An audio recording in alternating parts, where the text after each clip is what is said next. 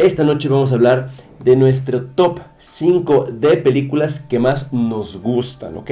No quiere decir que sean las mejores o que sean las que más asustan. De esas quizá hablaremos después. Hoy hablamos de gustos personales, así que vamos a empezar con el top número 5.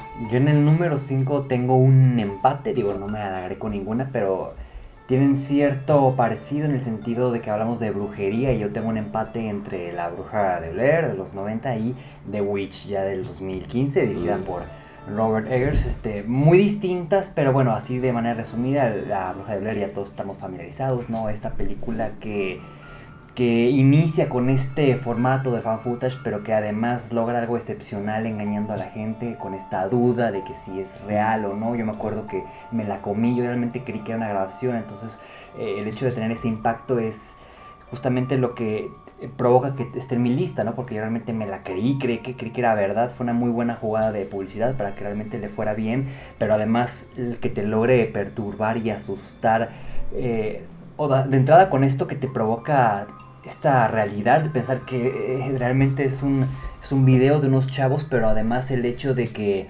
no estés viendo nada ni escuchando nada, o sea, realmente lo que vemos es muy real, o sea, simplemente ir al bosque, ¿no? Y el estar perdido ya es algo que te pueda pasar, pero además el hecho de tener esta leyenda metida en la cabeza y pensando que en cualquier momento puede pasar algo que desconoces, creo que es lo que te genera mucho miedo, ¿no? El hecho de toda esta confusión, esta desesperación. Realmente lo que vemos en la película es muy real, es como el hecho de que la mente empiece a jugar contigo, ese miedo que te empieza a provocar cuando te pierdes, cuando estás confundido, o sea, realmente lo que vemos es muy real, pero... Y no se ve a la bruja nunca, ¿no?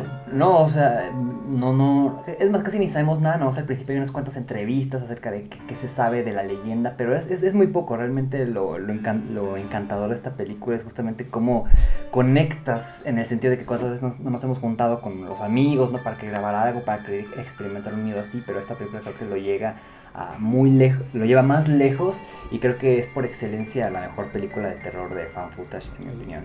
Y bueno, The Witch ya pues no me clavo mucho, simplemente es esta película de estos nuevos directores que vienen, la ópera prima de Robert Eggers, donde nos presenta una historia de brujería muy distinta a lo que estamos acostumbrados a ver. Si tú te pones a ver las películas más importantes que hay de terror en brujas, siempre está inspirado en la Inquisición, pero siempre con esta parte más documental de qué es lo que se le hacía a las brujas, ¿no? Siempre con este final en el que se termina quemando a las brujas por engaños de ciertos sacerdotes corruptos que quieren abusar de ellas, bla, bla, y esta película da un giro a todas esas películas de brujas y realmente termina con un final no tan acercado a lo que realmente pasó en la Inquisición, sino más asimilar a lo que pasó en las leyendas de la bruja. De hecho, la película está basada en cuentos e investigación que hizo el propio director, y bueno, simplemente por el gusto al tema de las brujas que pongo estas dos en empate en mi quinto lugar. Yo en el quinto lugar tengo In the Mouth of Madness de John Carpenter, una película que creo que está muy infravalorada, creo que no se habla lo suficiente de esta película, y la primera vez que la vi, de hecho, fue porque me llamó la atención que la protagonista es Sam Neill,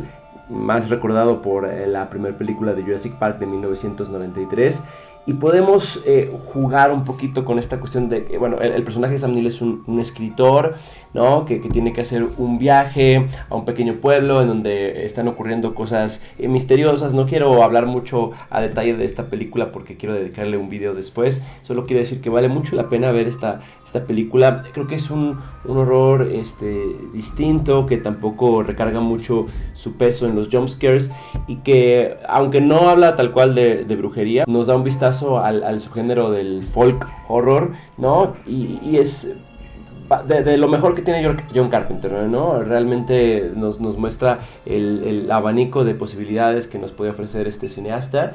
Tengo otra película de él por ahí en mi top, pero definitivamente en el top 5 tengo In the Mouth of Madness. Bueno, si hablamos de películas infravaloradas y que no les fue muy bien y que han sido muy poco conocidas, desgraciadamente, yo tengo en mi cuarto lugar The Black Ghost Daughter, que es la ópera prima de Oz Perkins, el hijo del protagonista de Psicosis, que justamente arranca como director con esta película con tres actrices, justamente a pesar de ser una película independiente, es protagonizada por grandes estrellas que todos conocen, como lo son Emma Roberts de American Horror Stories, Kiernan Shipka, La Sabrina, y Lucy Boynton de Sing Street y Bohemian Rhapsody. Y bueno, la película me encanta porque es una película que es de posesión, pero no como lo acostumbramos a ver. Recordemos que una vez que salió El Exorcista, muchas películas empezaron a copiar esa fórmula en cuanto a la realización y narrativa, de cómo se debe contar una película de posesión. Y esta película se va por un lado completamente diferente. Es acerca de dos chicas que son abandonadas, ¿no? En el colegio, ¿no? Cuando llega el invierno, ninguno de sus padres llega.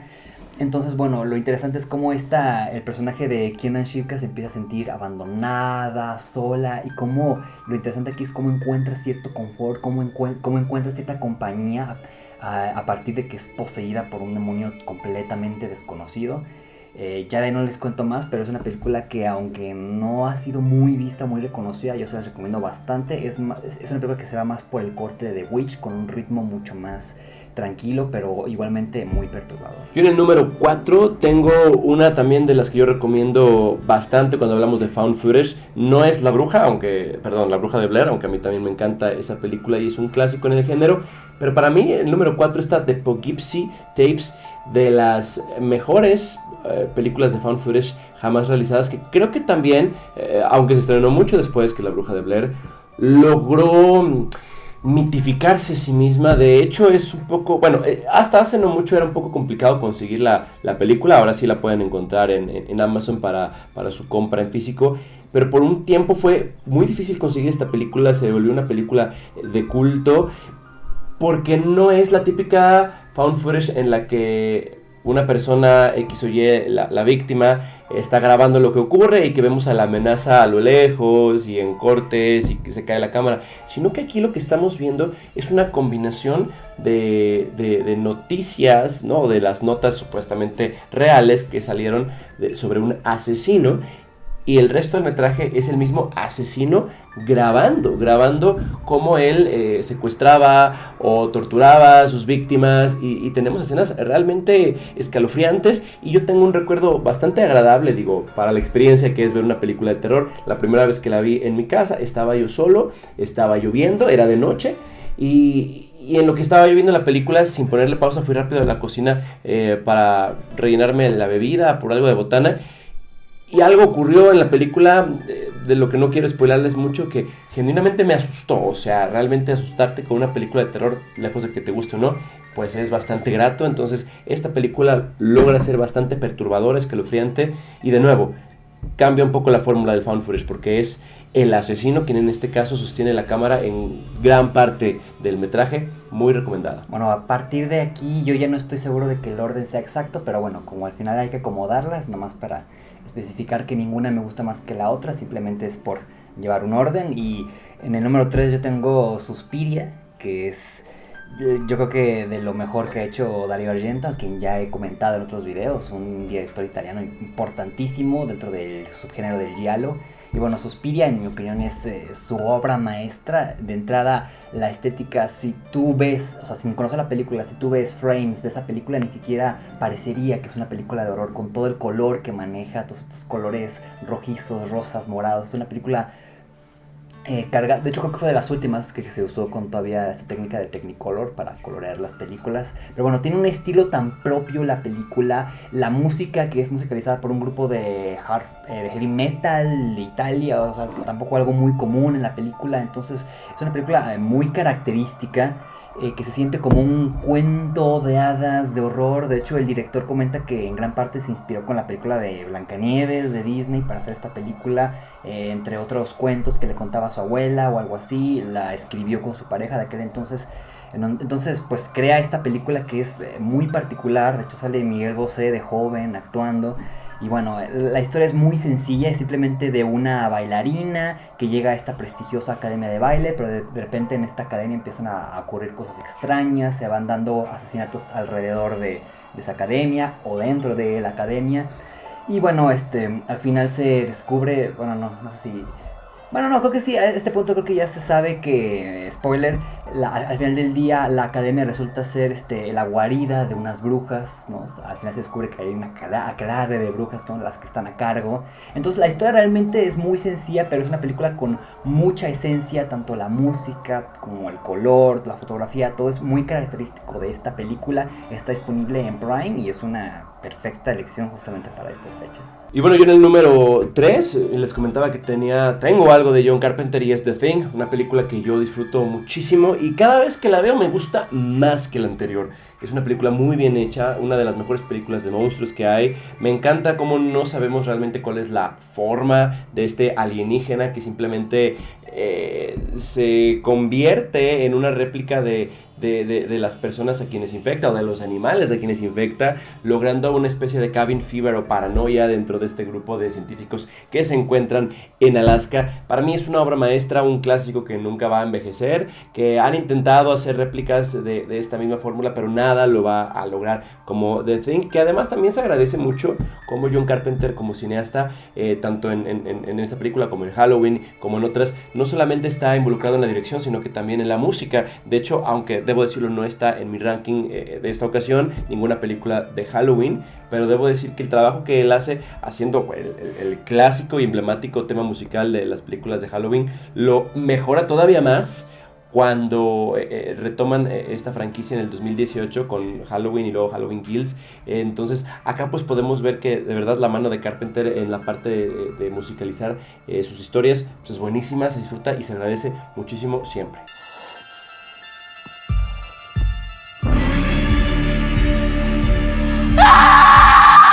Y en el número 2 tengo El Orfanato, dirigida por Juan Antonio Bayona, que yo me acuerdo estaba, que será quinto, sexto de primaria, ya estaba listo, ya estaba en el cine, listo para verla, y que dicen, no, tienes que tener 13 y pues no la vi en el cine, me esperé ya hasta que ahí por ahí encontré una copia pirata, de hecho, creo que ya ni te acuerdas que cuando la puse, tú dijiste, vas al orfanato y me cerraste la puerta, me apagaste la luz y me subiste el volumen creo que hasta tope y ahí la pude ver por primera vez, pero bueno, buena película, quedé buena película.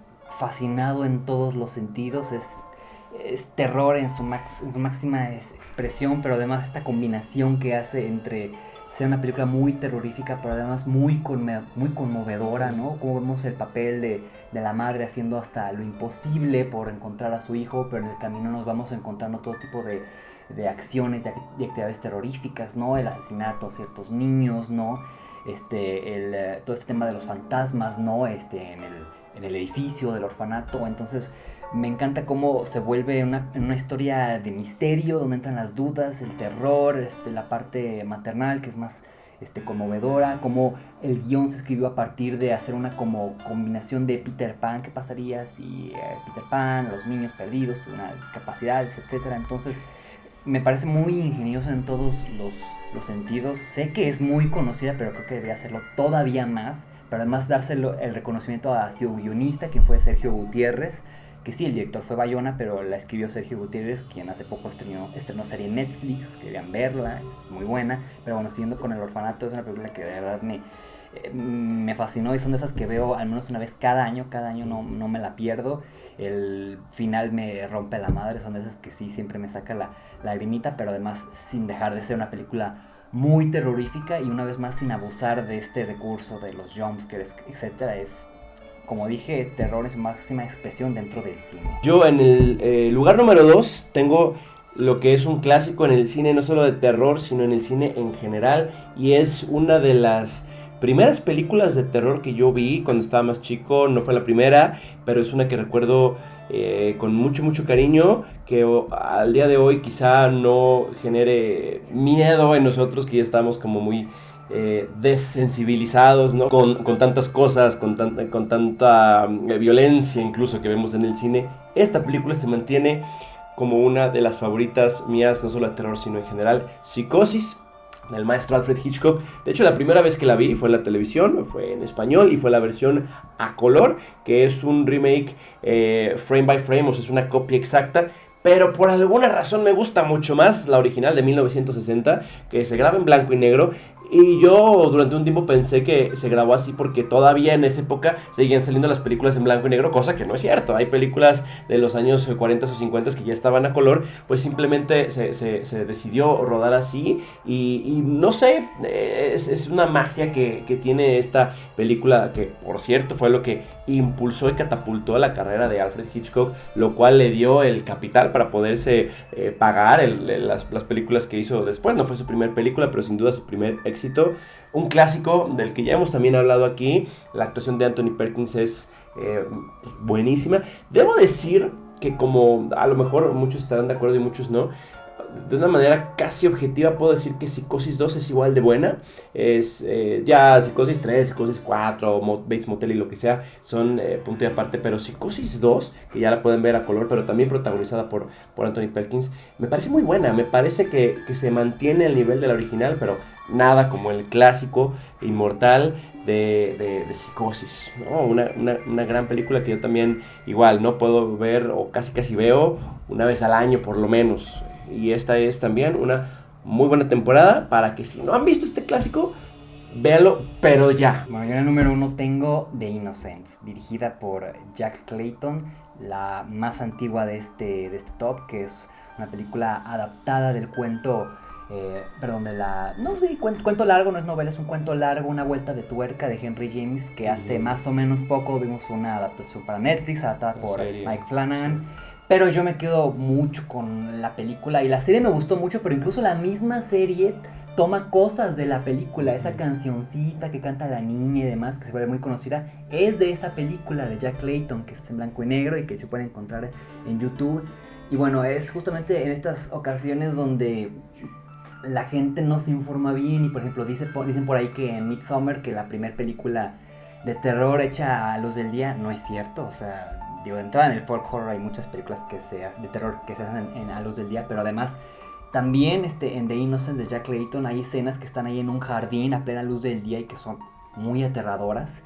Es una película que juega mucho con los silencios, con la tranquilidad de la naturaleza, de la mansión, pero de todos modos es muy perturbadora. Si están familiarizados con la serie o con el libro, ya saben más o menos de qué va, de esta nueva niñera que va a cuidar, se muda para cuidar a estos niños muy adinerados que no son atendidos prácticamente por nadie más que por los empleados domésticos de la casa. Pero una vez que llega la niñera, la tutora, empiezan a ocurrir cosas extrañas, que lo que me encanta de esta historia es que son cosas extrañas que pasan solo en la cabeza de la tutora. O sea, no hay nadie más alrededor que compruebe esto que dice. O sea, es una historia de fantasmas, pero ya que acabas de ver la película dices, ¿realmente fue una película de fantasmas?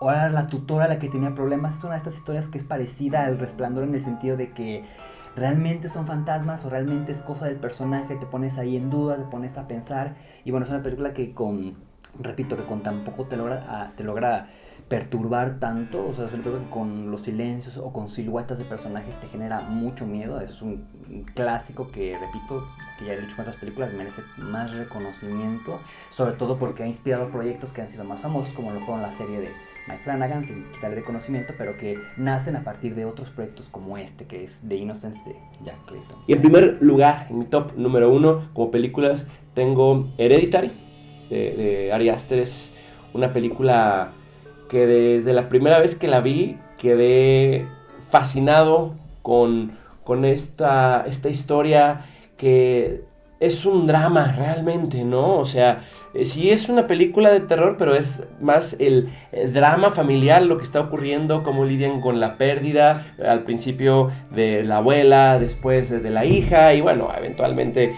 toda la familia termina perdida, literalmente. Pero me encanta la forma de contar esta historia, me encanta la cinematografía que se maneja, la música, todo. Cuando hablamos de la escena, lo voy a decir con algo de spoilers, y también ya hay un video en el canal hablando de esta película, pero cuando la hija pierde la cabeza, me parece realmente perturbador. No solamente la toma de la cabeza siendo devorada por insectos, eso es horripilante, pero de verdad lo que se siente al ver al hermano conducir a la casa sin decir nada, irse a dormir y esperar a que sus papás la mamá encuentre al día siguiente el cuerpo decapitado de su hija, es una cosa tremenda. Y bueno, pues también tenemos aquí una temática que es de las favoritas en el género de terror, como lo es la brujería, ¿no? O bueno, las sectas, o más que una aquelarre es una secta, ¿no? O así parece. Entonces también tenemos un final que es bastante agridulce, con una música que da en el clavo. Me parece totalmente un acierto la música en esta película. Y también como toque adicional, que a lo mejor no tiene que ver mucho con la película en sí, pero esa transición de que terminan alabando a Paimon, o cómo se llama el demonio, Paimon me parece, salen haciendo una alabanza a Paimon, a Hail Paimon, y de repente entran los créditos con esta cancioncita de... ¿Cómo se llama la canción?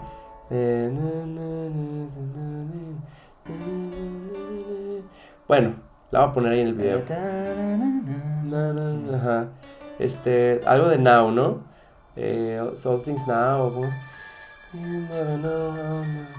Bueno, no recuerdo el nombre de la canción, pero vamos a terminar ese video con esa canción, porque me parece un contraste increíble de cómo terminas tú el lado del final de esta historia y te avientan los créditos con esta canción tan dulce, tan emotiva, que hasta recuerdo yo que pusieron en el tráiler de Toy Story 4, ¿no? Entonces me parece una gran película. No voy a decir que es la mejor película de terror jamás hecha, lo podemos debatir otro día, pero para mí es de mis favoritas, porque hasta la pongo en mi lista de películas favoritas de todos los géneros en general, ¿no? Entonces, pues bueno, damas y caballeros, este fue nuestro top 5 de películas favoritas personal. Seguramente si pudiéramos meter más lo haríamos, porque hay muchas películas muy buenas de las que nos gusta hablar y disfrutar por lo menos una vez al año. Y en octubre es cuando más se revisitan estos clásicos personales favoritos. Entonces, por favor, déjenos en los comentarios cuál es su película de terror favorita. Recuerden que se vale tener más de una.